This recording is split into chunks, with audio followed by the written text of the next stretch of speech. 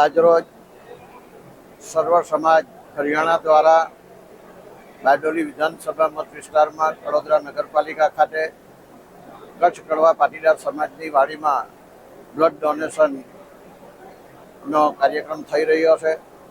આ blood donation એ unity hospital, કિરણ hospital અને SMIMER hospital એ 3 હોસ્પિટલને આ રક્તદાન પહોંચાડવામાં આવશે અને લગભગ 300 જેટલી બોટલોનું આજે રક્તદાન એકત્રિત કરવાનું સર્વ સમાજ હરિયાણા તરફથી જે આયોજન થયું છે, જેને હું આ વિસ્તારના ધારાસભ્ય તરીકે ખૂબ ખૂબ શુભકામનાઓ પાઠવું છું.